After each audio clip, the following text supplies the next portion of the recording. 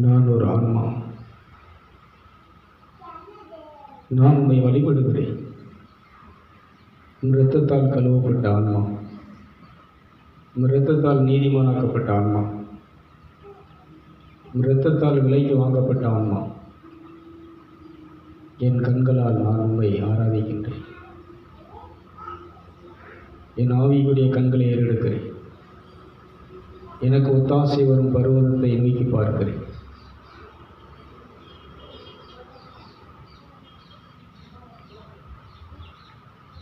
Jesus.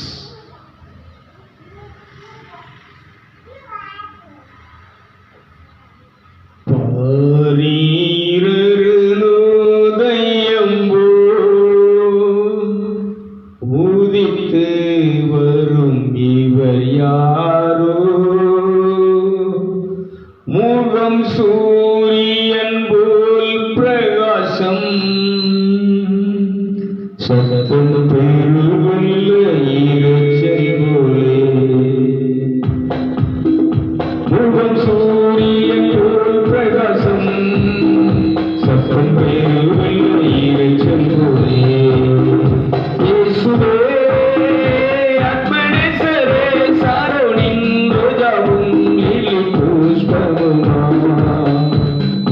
10,000 கலில் சிறந்தோ, 10,000 கலில் சிறந்தோ.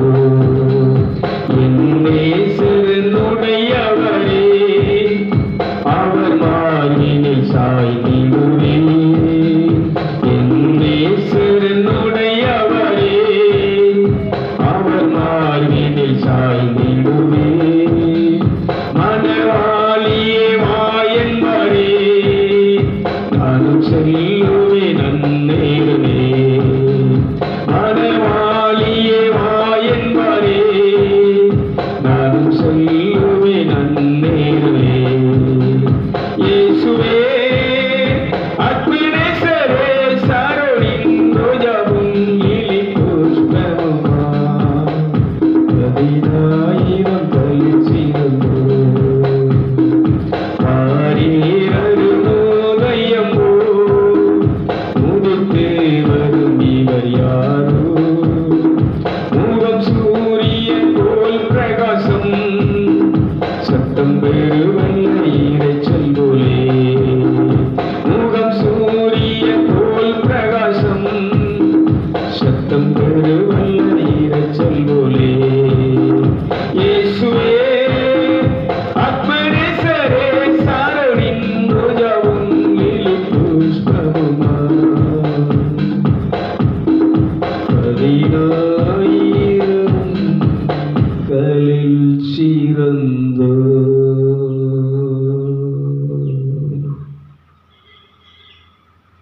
அவருடைய நேசத்தை, அவருடைய அன்பை நாம் உணர்வோமா? அவருடைய கருணையை, காருண்யத்தை நாம் உணர்வோமா? சூரியன் போல் பிரகாஷ், அவருடைய பிரகாசமான கதிர்கள் உங்கள் மேல், உங்கள் முகத்திலே பிரகாசிக்கிறது. லேஷ் கலிங்கரபதியம் பிரகோஷம் விபோதனா, ரேம கண்ணபுதிஷம் விபோதனா. லேஷ் அந்த ஒளியாம் இயேசு இதோ நம்ம மத்தியில் உதித்திருக்கிறார். அந்த ஒளிக்குள்ளே அப்படியே நாம் நினைச்சு, அந்த ஒளியோடு ஒளியாக, அந்த அருளோடு அருளாக, பிரசனத்தோடு பிரசனமாக, அன்போடு அன்பாக அப்படியே நாம் இணைந்து கொள்வோம். அதிலே முன்னேறி செல்வோம். அன்பிலே முன்னேறுங்கள், அமைதியிலே முன்னேறி செல்லுங்கள், அருளிலே முன்னேறி செல்லுங்கள். என் அருள் உனக்கு போதும். உன் விலகினங்கள் உன்னை ஒன்றும் பண்ண முடியாது. பாடுகள் உன்னை எதுவும் செய்ய முடியாது. less fire. அனுபவியுங்கள். கடவுள் உங்களோடு இருக்கிறதை அனுபவியுங்கள். இது ஒரு அனுபவம். ஆன்மீக வாழ்க்கை என்பது, ஆவிக்குரிய வாழ்க்கை என்பது ஒரு அனுபவம். மனம் திரும்புதல், மறுரூபமாகுதல் என்பது ஒரு அனுபவம்.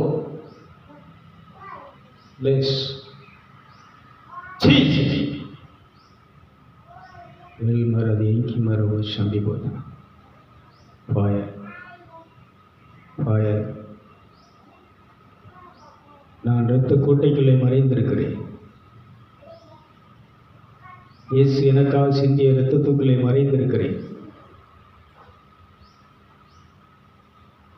அவருடைய இரத்தம் எனக்கு ஒரு பெரிய ஆயுதம். ஒரு இரத்தத்தை நான் சொல்லும்போது, சிந்திக்கும் போது, நினைக்கும் போது சாத்தான் நடுங்குகிறான். தீமைகள் என்னை விட்டு அகல்கிறது, இருள் அகன்று போகிறது. இதுதான் ஆவிக்குரிய சிந்தை. அவருடைய நாமத்தை நான் தொழுது கொள்ளும் போது, அவருடைய நாமத்தை நான் உச்சரிக்கின்ற பொழுது, என் எதிரிகள் என்ன செய்கிறார்கள்? தோற்று போகிறார்கள், விழுந்து போகிறார்கள், முறியடிக்கப்படுகிறார்கள். நோய் முறியடிக்கப்படுகிறது, கவலைகள் முறியடிக்கப்படுகிறது, கஷ்டங்கள் முறியடிக்கப்படுகிறது. கஷ்டத்தை விட எனக்குள் இருக்கக்கூடிய தேவ பிரசனம், அருள் பெரியது, சக்தி வாய்ந்தது, ஆற்றல் வாய்ந்தது. என்னுடைய கஷ்டங்கள், கடன் பிரச்சனைகளை விட என் ஆண்டவருடைய அருள், ஆற்றல், சக்தி வாய்ந்தது. இதுதான் மனம் புதிதாக்கப்பட்ட, மறுரூபமாக்கப்பட்ட மனிதன். அவனுடைய எண்ணங்கள் மனம் திரும்பியதுக்கப்புறம், மறுரூபமாக்கப்பட்டதுக்கப்புறம் அவனுடைய எண்ணங்கள் வேறு, சிந்தனைகள் வேறு, அவனுடைய உணர்வுகள் வேறு, அவனுடைய வழிபாடு வேறு. அழுது கண்ணீர் வடித்து கவலைப்பட்டு அவன் ஜெபம் பண்ண மாட்டான். மனதிற்குள்ளே நினைப்பான். நினையுங்கள், உங்கள் வாழ்க்கையிலே நல்ல விஷயங்கள் நடக்கப் போகிறதை நினையுங்கள். நல்ல காரியங்கள், இதுவரைக்கும் நடக்காத காரியங்கள் நடக்கப் போகிறதை நினையுங்கள். பல வருடங்களாக எதிர்பார்த்து நடக்காத நிகழ்வுகள், சுக காரியங்கள் நடக்கப் போகிறது என்பதை இப்பொழுது நினையுங்கள். இதுதான் ஒரு ஆவிக்குரிய ஜெபம்.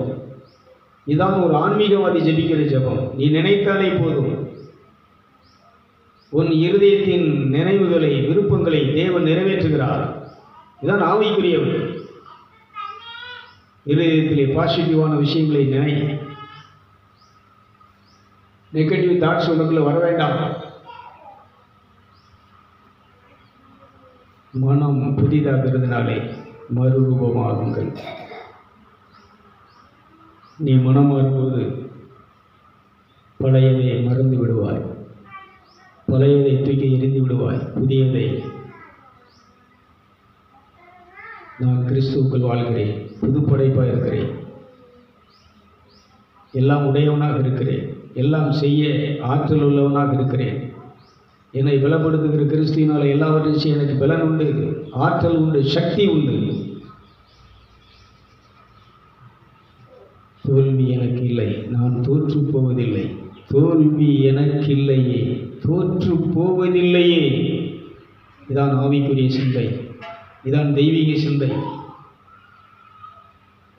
இதான் தியானம், இதான் தபம், இதான் மனம் திரும்புதல். தியானம் என்பது தேவன் என்னோடு இருக்கிறார், தேவன் இதை செய்கிறார், தேவன் இதை நடத்துவார், தேவன் இதை பார்த்துக் கொள்வார். என்னால், என் பலத்தால் முடியாதது தேவனால் முடியும், தேவனால் செய்ய முடியும். மரியாள் சொல்கிறார், உம்மால் கூடாத காரியம் ஒன்றுமில்லை, தேவனால் கூடாத காரியம் ஒன்றுமில்லை. இது ஆகும், இது நடக்கும், நடக்கும். என் அறிவுக்கு எட்டாத விஷயங்கள் நடக்கும். இது ஒரு அனுபவம், இறை அனுபவம், ஆவிக்குரிய அனுபவம், ஆன்மீக அனுபவம். கர்த்தர் நல்லவர் என்பதை சுவைத்து பாருங்கள், அனுபவியுங்கள். அவரை வழிபடுகிறாயா? அவர்தான் உனக்கு கோட்டையா இருக்கிறாரா? அவர்தான் உனக்கு தஞ்சமா இருக்கிறாரா? அவர்தான் உனக்கு அரணா இருக்கிறாரா? அவர்தான் உனக்கு பலனா இருக்கிறாரா? அப்படின்னா உன் வாழ்க்கை பனைமரம் போல் செழித்து வளரும். கோடை காலத்திலும் வளரக்கூடியது, பலன் கொடுக்கக்கூடியது பனை மரம். நீதிமான் பனையைப் போல செழித்து வளருவான். நீ செழித்திருப்பாய். நீர்க்கால் ஓரத்தில் நடப்பட்ட விருட்சங்களாக, இலையுதிராத பசுமையும் செழுமையும் கொழுமையுமாக நல்ல பலனை கொடுக்கும் மரமாக, விருட்சமாக இந்த பூமியிலே நீயும் உன் சந்ததியும் வாழ்வீர்கள். இது ஆவிக்குரிய வாழ்வு. இதுதான் ஆன்மீக வாழ்வு.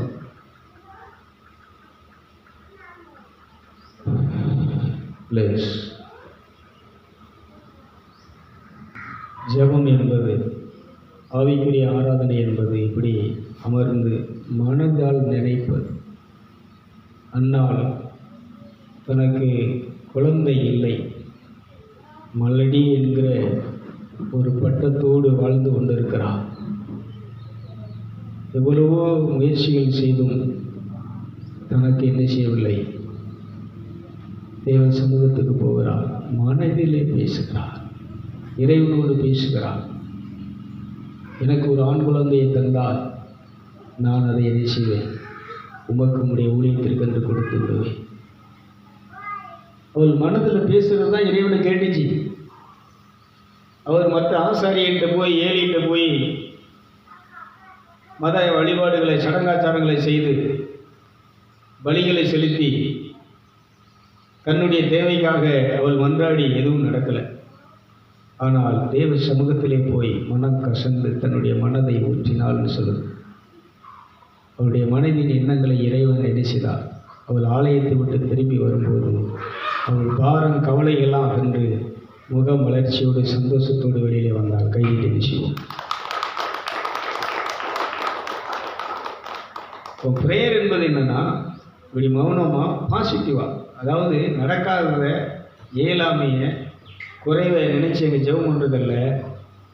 நான் விரும்புகிறதை, நினைக்கிறதை என் ஆண்டவரால் செய்ய முடியும், என் இறைவனால் செய்ய முடியும், இந்த படைப்பாளனால் செய்ய முடியும். அவர் என் குறைகளை நிறைவாக்குகிறார். அவர் என்னுடைய மன விருப்பத்தை நிறைவேற்றுகிறார். என் நெஞ்ச நாடுகிறதை அவர் என்ன செய்கிறார், தருவார். அந்த இதான் அந்த விசுவாசங்கிறது. விசுவாசத்தோடு அவர்கிட்ட பேசுகிறது. என்னப்பா இது உங்களுக்கு தெரியாது. ஒரு தகப்பன் பிள்ளைகளுடைய ரிலேஷன் அங்கே தான் உருவாகிறது. இதை தான் கடவுள் நம்மகிட்ட எதிர்பார்க்குறாரு, விரும்புகிறாரு. அவர் என்ன எதிர்பார்க்குறாரு, விரும்புகிறாருன்னு தெரியாமல் நம்ம வாட்டில் போய் கத்தவும், கூப்பாடு போடவும், அளவும், திட்டவும், கவலைப்படவும். அதான் கேட்குறாரு, கவலைப்படுவதனால் எவன் தன் வளர்த்தியிலே ஒரு முழத்தை என்ன செய்ய முடியும், கூட்ட முடியும். வேறு எதுக்கு நீ அதை கவலைப்படுற, எதுக்கு பயப்படுற? பயப்படுறதுனால உனக்கு என்ன வரும்? உனக்கு ஒரு ஹார்மோன் சுரக்கும். உனக்கு வராத தீமைகளும் வந்து சேர ஆரம்பிச்சு. பாம்பு எடுத்துக்கோங்களேன். ஐயோ பாம்புல பயந்துட்டுன்னு வைங்களேன், இங்கே ஒரு ஹார்மோன் சுரக்கும். அங்கே தான் பாம்பு உங்களை என்ன செய்யும், கொத்துறதுக்கு இல்லை உன்னை தாக்குறதுக்கு அது என்ன செய்யும்னா அது முயற்சி. துணிஞ்சவன் பாருங்க, பாம்பு வாழை பிடிச்சி விளையாடிட்டு இருப்பான். அவனுக்கு பேர் பாம்பாட்டி. நம்ம கெனடி சார் இணைஞ்சிடுவார்னா பாம்பு போகுதுன்னா உடனே ஓடி போய் வாழை பிடிச்சி தூக்கிடுவார். துணிஞ்சவனுக்கு ஒரு மீனை பிடிக்கிற மாதிரி தான் பாம்பு பிடிக்கிறது. பயந்தவனுக்கு சொல்லுங்களேன், இரண்டதெல்லாம் பேயா தெரியும், பாம்பும் பேயா தெரியும். ஐயோ கொத்தியில செத்துருவேன். உன்ட துணிச்சல், தைரியம் மட்டும் இருந்தால் போதுங்க. அதான் சார், பயப்படாதே, நான் உன்னோடு இருக்கு, நான் உனக்கு துணை நிற்கிறேன், நான் வலது கையை பிடித்து. அதனால தான் அந்த உலகத்தோடு நீங்கள் இணைச்சியாதீங்க, அன்பு கூறாதீங்க. இந்த உலகத்து மேலே இணைச்சியாதீங்க. இந்த உலகத்து மேலே அன்பு வச்சா என்ன நடக்கும்? கடவுள் மேலே என்ன இல்லை, புள்ள மேலே அன்பு வச்சேன், புருஷன் மேலே அன்பு வச்சேன், தாய்தாப்பு மேலே அன்பு வச்சேன். இப்போ என்ன நடந்துச்சு, என்ன நடந்துட்டு இருக்கு? எல்லாரும் ஏமாத்திட்டாங்க, எல்லாரும் கைவிட்டுட்டாங்க, எல்லாரும் வஞ்சிச்சிட்டாங்க, வாங்கிட்டு கொடுக்காம போயிட்டாங்க. பெற்று அம்பு ஒன்று தெருவில் விட்டுட்டு போயிட்டான். அன்றைக்கி அந்த பொண்ணு சொல்கிறா, அங்கேருந்து நாங்கள் என்ன செய்வோம், வேலைக்கு வந்த இடத்துல காதலிச்சு கல்யாணம் முடித்தோம். ஆனால் இன்றைக்கி நாள்தோறும் போட்டு என்ன செய்யலாம். ஹலோ, உலகத்தில் உள்ளவியலும் அன்பு வைக்காதீர்கள். அது அப்படித்தான் இருக்கும். அது உங்களை கொத்தும், உங்களை கஷ்டப்படுத்தும், உங்களை காயப்படுத்தும். ஐயோ, உன் மேலே இவ்வளோ அன்பு வச்சேனே, எதுக்கு வச்ச? நான் உன்னை பெத்தனே, எதுக்கு பெத்த? ஹலோ, இதுக்கு பதில் உண்டா? அப்போ என்ன பண்ணு? கடவுளிடத்தில் அன்பு காட்டு, படைத்தவரிடத்தில் அன்பு காட்டு. உன் ஆத்மாவையும் சரீரத்தையும் அழிக்க வல்லவரிடத்தில் நீ நேசி. அந்த அன்பை அவன் உனக்கு பொழிவான். அந்த அன்பை நீ மனிதனுக்கு காட்டு. கைதிட்டுகளை பார்ப்போம். முதலாவது அவன் அன்பு செய், அவனிடத்திலிருந்து அன்பை பெற்றுக்கொள். அது அல்ல குறையாத அமிர்தம், அக்ஷபா, குறையவே குறையாது. எடுக்க குறையாது. 5 அப்பம் 2 மீன் எடுக்க குறையலை. 5000 பேர் புருஷர்கள் மற்றும் ஸ்திரீகள் குழந்தைகள் சாப்பிட்ட போது மீதி 12 கூட எடுத்தார்கள். இது கடவுளுடைய அன்பு. அந்த கடவுளுடைய அன்பு நமக்குள்ள வந்துருச்சுன்னு சொன்னால் நாமும் எடுக்க என்ன செய்யாது? இந்த அன்பு, இந்த அருள் பிரச்சனை என்ன செய்யும்னா எல்லாத்தையும் உங்களுக்கு கொடுத்துட்டே இருக்கும். நிறை அன்பு, அன்பே கடவுள், அன்பே சிவம். அன்பு தான் கடவுள் அப்படின்னு சொன்னால், அந்த அன்பு உங்கள்கிட்ட வந்துடுச்சு சொன்னால் உனக்கு எல்லாம் வந்துக்கிட்டே இருக்கும். இருள் விலகி போயிடும், கஷ்டம் விலகி போயிடும், கடன் விலகி போயிடும், தோல்வி விலகி போயிடும், வரக்தி விலகி போயிடும். உண்மை நேசிக்கிறேன் ஐயா. பேதுருவை பார்த்து, ராயப்பரை பார்த்து கேட்குறாரு, பேதுருவை என்னை நேசிக்கிறாய், என் அன்பு செய்கிறாயா? திருவள்ளிப்பூர் 2ஆவது என்ன சொல்கிறார்? சபையை பார்த்து கேட்குறாரு, எவேசி சபையை பார்த்து கேட்குறாரு, நீ ஆதியில் இருந்த அன்பை விட்டு விட்டாய். கடவுளை அன்பு செய்கிறத விட்டுட்டு நான் என்ன செஞ்சேன்? பிள்ளையை அன்பு செஞ்சேன், புருஷனை அன்பு செஞ்சேன், அதனால் அவங்களுக்கு பணிவிடை செஞ்சேன், தாய் தாப்பனை அன்பு செஞ்சேன், அவங்களுக்கு பணிவிடை செஞ்சேன் அப்படின்னு சொன்னால் ஒரு நாள் நீ கணக்கு கொடுக்க வேண்டியிருக்கும். படைத்தவனை அன்பு செஞ்சியா? படைத்தவனை நேசிச்சியா? படைத்தவனை வழிபட்டையா? படைத்தவனை ஆராதிச்சையா? படைத்தவனுக்கு நேரம் செலவிட்டையா? படைத்தவனுக்காக நீ வாழ்ந்தாயா? நான் கோயிலுக்கு போனேனே, கோயிலை கட்டினேனே, கோயிலில் நான் என்ன செஞ்சேன்னு பாஸ்டராக இருந்தேனே, ஊழியம் பண்ணேன்னு உன்னை அறிய எவ்விடத்தாரு விலகி போ சாத்தானே. என் விருப்பத்தையே, என் ஆசையே என்னன்னு தெரிஞ்சுக்கல. எனக்கு ஊழியம் வெறும் பாஸ்டராக இருந்தாங்க, பிரசங்கம் பண்ணாங்க, முகரையும் மூஞ்சி ஓடு.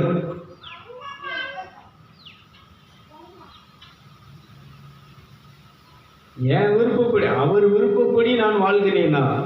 அவர் சொல்லுகிற ஊழியத்தை நான் செய்கிறேனா? அதான் ஊழியம். இயேசு சொன்னார், அவர் சொற்படி சிலுவையில் மரிக்கணும். இது யாருடைய சொல்? படைச்சவருடைய சொல், படைச்சவருடைய திட்டம். உங்கள் சொல்படி நான் செய்கிறேன், சிலுவை மரணம். எல்லாரும் சொல்கிறாங்க இது உமக்கு நேரிடக்கூடாது, வேண்டாம். இல்லைப்பா, அவர் விருப்பப்படி நான் வாழ்கிறதும் மரிக்கிறதும் தான் நான் இந்த உடல் பிறவி, மனித பிறவி எடுத்தனுடைய நோக்கம். அதனால் நீங்கள் சொல்கிறது அத்தனையும் தப்பு. உங்கள் விருப்பம் நல்லது தான், நீங்கள் சொல்கிறதெல்லாம் நான் கரெக்டாக தான் சொல்கிறீங்க. நான் சாகக்கூடாது, சிலுவையில் மறிக்கக்கூடாது, இந்த பாவிகள் சிலுவையில் மறிக்கிறது கூட நீங்கள் மறிக்கக்கூடாதுன்னு சொல்கிறதெல்லாம் வாஸ்தவம் தான். ஆனால் இதெல்லாம் நமக்கு சரியாக தெரியுது, சரியானது தான். ஆனால் கடவுளுக்கு இது சரியில்லை. கடவுளுக்கு எது சரி என்று படுகிறதோ, கடவுளுக்கு எது நல்லது என்று படுகிறதோ, கடவுளுக்கு சந்தோஷமானது எதுவோ அதை செய்வதே இந்த மனித பிறவியுடைய நோக்கம், இந்த ஊழியத்தினுடைய நோக்கம். கைதிட்டுகளை பார்ப்போம்.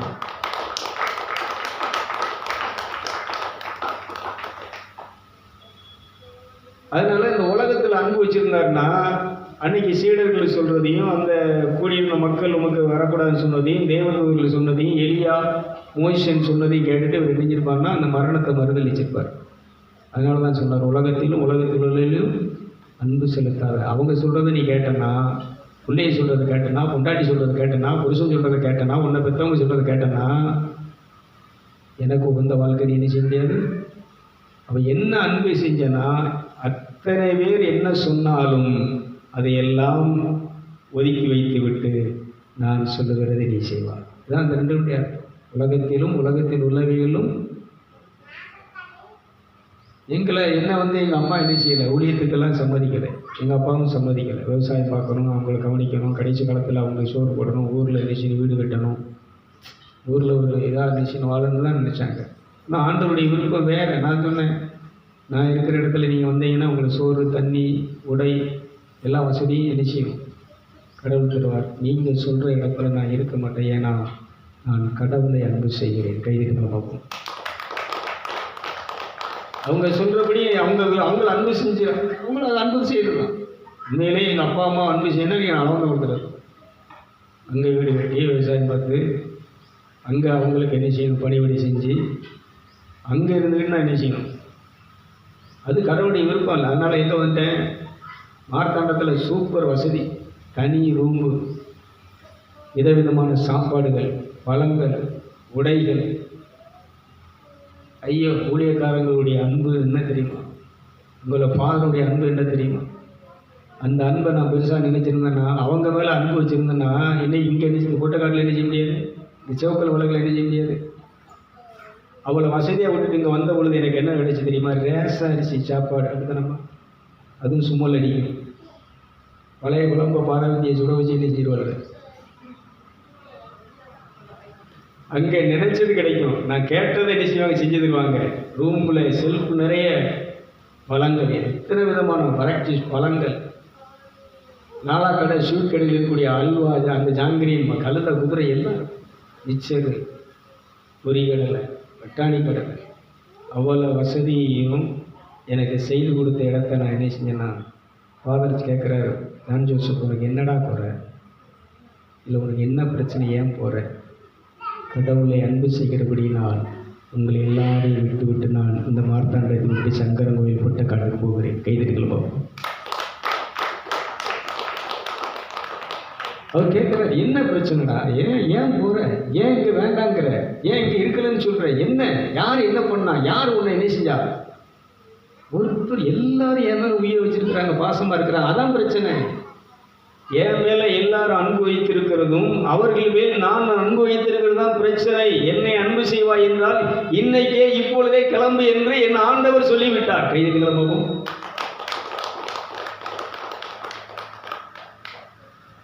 அங்கேயும் ஒரு ராணி இருக்கு, நம்ம ராணி மாதிரி இவ எப்படி பணிபுரி செய்தாலும் அதே மாதிரி அவ்வளோ பாசமாக இருக்கும். அண்ணா அண்ணான்னு உயிராக இருக்கும்.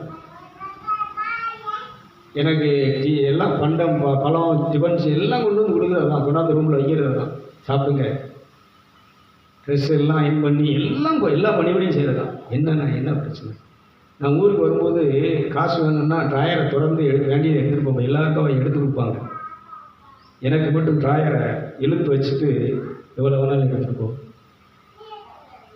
75 ரூபா டிக்கெட், 100 ரூபா எடுத்துகிட்டு வருவேன். நான் ஏன் அதை சொல்கிறேன்னா, அங்கே அவர்களை அன்பு செய்திருந்தால், அவர்கள் எனக்கு காட்டிய அன்பு எனக்கு பெருசுன்னு நினைத்திருந்தால், இந்த செவல்கலை பொட்டக்காட்டில் இந்த விளக்கில் நான் என்ன செய்ய முடியாது, தூயாவி திருத்தலத்தை என்ன செய்ய முடியாது, பார்த்துருக்க முடியாது. எத்தனை பேருக்கு விளங்குது? அதான் சொல்கிறேன், எல்லா வசதியும் உண்டு, எந்த குறையும் கிடையாது, எந்த குறையும் கிடையாது. அன்புக்கு குறை கிடையாது. உணவுக்கு என்னென்ன வெரைட்டிஸ் எனக்கு வேணும். எல்லாருக்கும் காலையில் கஞ்சி போடுவாங்க, பயிர் கஞ்சி, அவங்களுக்கு பிடிக்கும். நான் கஞ்சி குடிக்க மாட்டேன், எனக்கு மட்டும் அன்னைக்கு டிஃபன் செய்வாங்க. யாருக்கும் இந்த மேரேஜ் சர்டிஃபிகேட், யாருக்கும் இந்த செலவு கிடையாது. அது சொல்லி ஏன் அந்த இடத்த விட்டு வந்தேன் அப்படின்னு சொன்னால், அவர் என்னை இந்த இடத்த விட்டு போன்னு சொல்கிறார். அப்போ தான் சுதந்திராவுக்கு வர்றேன். அதனால் உலகத்தில் உள்ளவங்களும் அதனால் இன்றைக்கி ஆண்டவர் இங்கே வச்சுருக்கிறார். இனி நடக்க போகிற நிகழ்ச்சிகள், ஊழியங்கள்லாம் பார்த்தா அது ரொம்ப பிரமாண்டமாக இருக்கும். அவர் வெளிப்படுவார், அவர் ஆற்றல் வெளிப்படும், அவருடைய அன்பு வெளிப்படும். நாக்கு இன்னைக்கு இணைஞ்சிட்டு இருக்கு, ஷார்ப்பாகிட்டே இருக்குது, இதில் உரு ஏற்றப்பட்டு கொண்டு இருக்குது.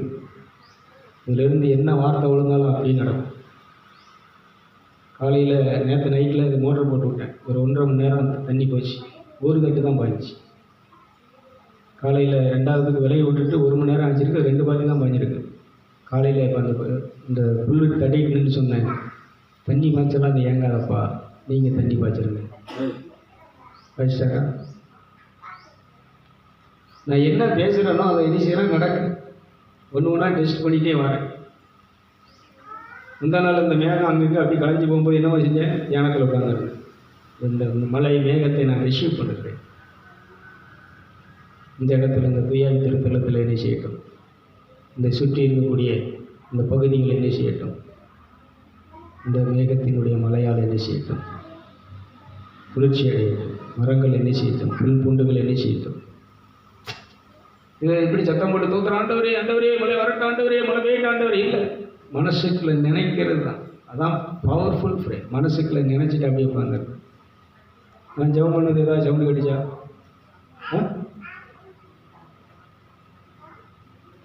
ஆராதனை என்பது என்ன? ஆவியில் ஆராதனைன்னு சொல்லும்போது உள்ளுக்குள்ள வணங்குகிறேன், சொல்லுகிறேன், இப்படியெல்லாம் கையை தூக்கி தலைக்கு மேலே கையை தூக்கி மோங்கு பொருள் இந்த சோல் உன்னை பணிந்து கொள்கிறது. இது ஆவி. ஆவிக்கு என்ன கிடையாது? உருவம். ஆவி உன்னை பணிந்து கொள்கிறது, ஆவி உன்னை தொழுது கொள்கிறது, ஆவி உன்னை ஆராதிக்கிறது. கர்த்தர் ஆவியானவர், அவரை தொழுது கொள்கிறவர் ஆவியிலும் உண்மையிலும். ஆவி உண்மையிலும் வார்த்தை. ஒரு வார்த்தையை செய்கிறது, சொல்லி வழிபடும். பண்ணி பாருங்க, செம பவராக, மிகுந்த ஆற்றலாக, சக்தியாக. இன்னைக்கு எல்லாம் கூப்பாடு போடுதாங்க, ஆண்டவரே, அவருக்கு என்ன காது கேட்காத மாதிரி, இயேசுவே கேட்கா, இயேசுவே ஜீசஸ். அம்மா இந்த பிள்ளைய கூட சரி.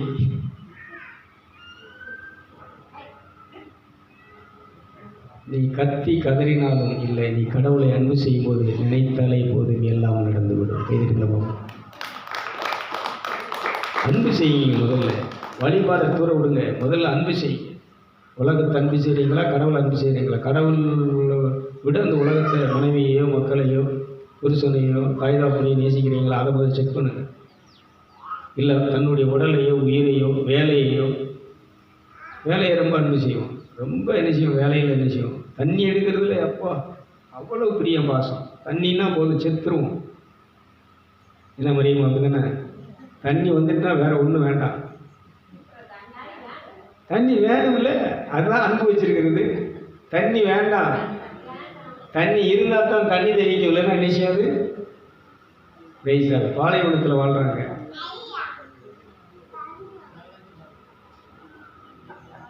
மழை வெயில்னா தண்ணி வருமா?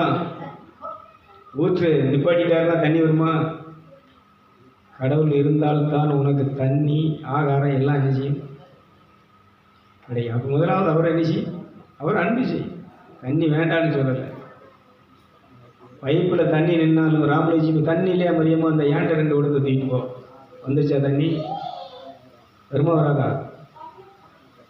இங்கே தான் பார்க்கணும். நான் பைப்பில் வந்தால் தான் தண்ணி, இதை பிடிச்சா தான் தண்ணி, இல்லை நீ தண்ணி பிடிக்காம இருக்கு. எங்களுக்கு எந்த பைப்பில் தண்ணி வருது? ஏனோ ஆண்டவன் கொடுப்பான். ராமலேஜிமுக்கா கொடுக்காட்டிலும் ஆண்டவனை செஞ்சுட்டு இருப்பான். பிரைஸலா. நான் சொல்வது கடவுளால் கூடாத காரியம் ஒன்றும் இல்லை. அதான் சொல்கிறேன். அப்போ தண்ணி மேலே நீ அன்பு செஞ்சுட்டுனா கடவுள் மேலே உனக்கு என்ன இல்லை?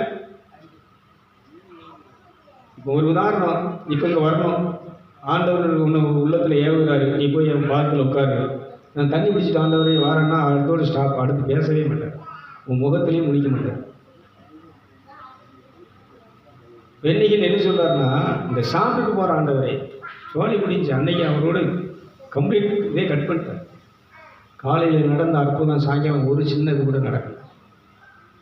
அவர் சொல்கிறாரு, கடவுளுடைய வார்த்தைக்கு நீ கீழ்ப்படியலை அப்படின்னா உன் முகத்தில் முடிக்க மாட்டார், உன்ட்ட ஆண்டவர் செயல்பட மாட்டார். நம்ம விளையாட்டாக நினைக்கிறோம். அதான் சொல்கிறோம்ல, நம்ம இந்த உலக சடங்காச்சாரங்கள் கோயில் ஏதோ போகிறோம் வரோம் அப்படிங்கிற கடவுளோடு இருக்கணும்னா அன்னைக்கு அவர் சாப்பிடாதன்னா நீ சாப்பிடக்கூடாது, அன்னைக்கு நீ என்ன செய்யாத, வெளியில் போகாதன்னா போகக்கூடாது, நீ பேசாதன்னா நீ என்ன செய்யக்கூடாது. இதுதான் கடவுள் சொற்படி, கடவுள் சித்தப்படி நாம் வாழ்கிறதும் பணி செய்கிறோம். விளங்குறோம் ஒரு நிலையில் சொல்லுவாங்க. அதனால் இப்படி என்ன செய்யுங்கன்னா, கடவுளோடு இணைந்து வாழுங்கள். உங்கள் வாழ்க்கை என்ன செய்யட்டும், நீர்க்கால் ஓரத்தில் நடப்பட்ட விருட்சங்களாக பசுமையும் செழுமையுமாக, கண்ணீர் கவலை இல்லாது கஷ்டம் நோய் இல்லாது, துன்ப துயரம் இல்லாது, எல்லா நலத்தோடும் வளத்தோடும் ஆன்மீக பலத்தோடும் வாழ வேண்டும் என்று சொல்லி வாழ்த்தி ஆசீர்வதித்து நிகழ்ச்சி நிறைவு செய்கிறேன். பேசலாம்.